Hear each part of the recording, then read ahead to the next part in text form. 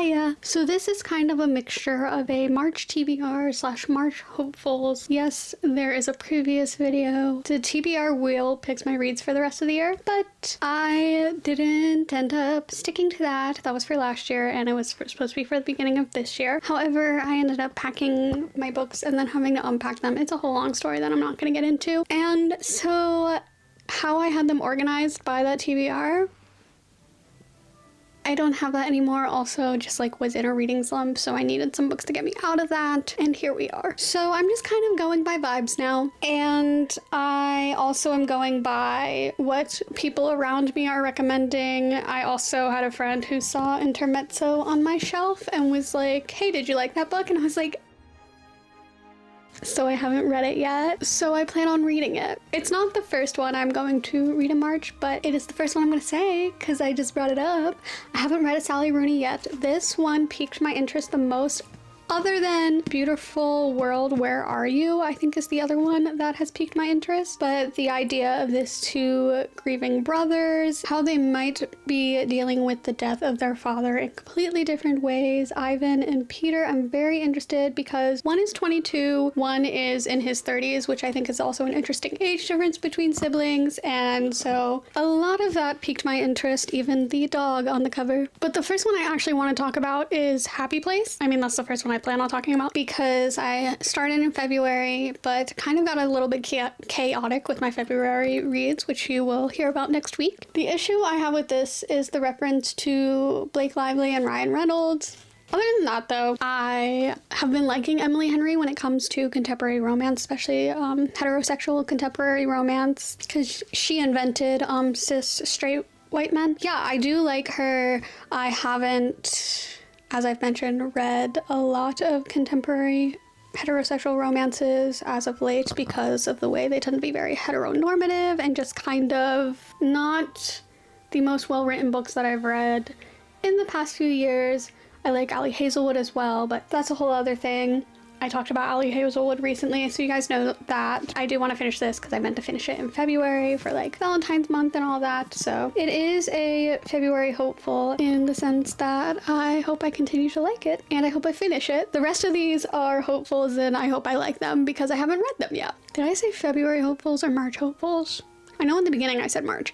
Right. After that, I have two books on BorrowBox. One being The Tuesday Club Murders by Agatha Christie. I had to make sure I got that name right and didn't call it Tuesday Murder Club because obviously I have never read an Agatha Christie. I put that book on hold a while ago. I know I talked about it in my 26 for 2026 because I had it on hold. It is ready, so I will be reading that in March. I haven't started it yet. I think I've read like one page so far, so I really haven't started it because I am chaotic and I have multiple books I'm reading. I also have another Agatha Christie book, and when I bought that book from a like little mystery bookstore, I did talk about it in a vlog recently. So when I bought that book from the mystery bookstore, it has been 50 years since Agatha Christie's death. Sounds very morbid, but some places, and I think multiple places, are doing a like 50th anniversary Agatha Christie kind of readathon, and so they gave me this little card to fill out how many Agatha Christies I read this year, which I think is really fun, even though I've never read an Agatha Christie before. And also, again, weird to say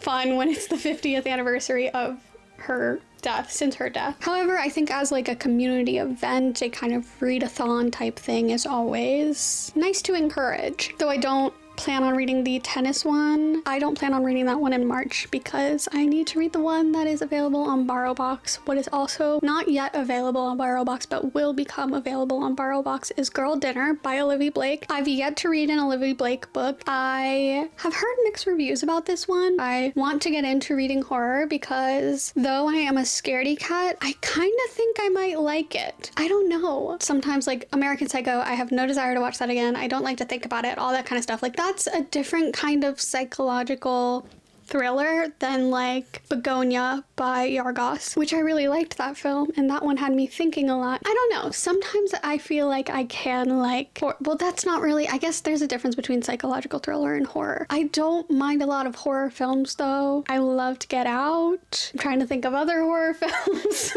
Weapons, I really liked Weapons. Yeah. Those are probably some of the few that I have watched within the past couple years. But I think I need to venture into Girl Dinner. the book, not the whole concept. After that is another book that's been recommended to me so many times and I do own, and it's not very long, so I do need to read Susanna Clarke. I've heard it's pretty much just like a vibe. Kinda hate to use that word to describe a book, but that's how so many people describe it. I'm really excited for the experience of this book. There's a review on the front that says Miraculous by Madeline Miller, who I've yet to read Circe or, my god, I can't remember the name of it, Song of Achilles. Like, it just sounds like it's gonna be a trip. It is the Women's Prize for Fiction winner of 2021. I hate that that was 5 years ago. However, I am going to catch up. I'm gonna read it, and I think I'm gonna like it. I've only heard good things about it. And if I don't, well, I want a refund from everyone who told me good things. No, I'm just kidding. Obviously, this book I have been talking about for months. It was September when I did that wheel video, and I was like, yes, can't wait to read this. I've heard great things, and I've not read a Toni Morrison yet, and I really need to read this, so I'm gonna get my act together and read this in March. I have to. I simply must. I've already named so many books to read in March, and that's really bold for someone who keeps accidentally taking naps every time they go to read. Finally, if I have time, I have to read this book because I keep hearing a good thing. Even though this is one of the newer books I own and have purchased, and I really should read them in order I purchased, I want to get on top of reading The Second Death of Locke. I didn't even say that this is beloved. I need a good romantasy. It has been a while, and I've heard that the yearning and the tension in this book is so good, and I need that. There's been so much insta-lust and just like on the nose writing that I just want some tension and yearning and less that person's attractive, you know? Just like, I'd rather not have insta-lust. I'd rather have the tension, the yearning. I'm just repeating myself, and I'm using the same words that don't give a lot of depth, but that's where I'm at right now. Now, this is another newer purchase. This Woven Kingdom, I got distracted by writing on the front. I've not read this series because it is YA. I think I'd get through it quite quickly. Of course, it's a series, so, you know, I'm trying to read series, like, as I read them. That's such a dumb way to word that. I mean, like, in order as I finish one, read the next one. I clearly have not even done that with Gideon the Ninth. I have to read the next one of that, and it is not in my March.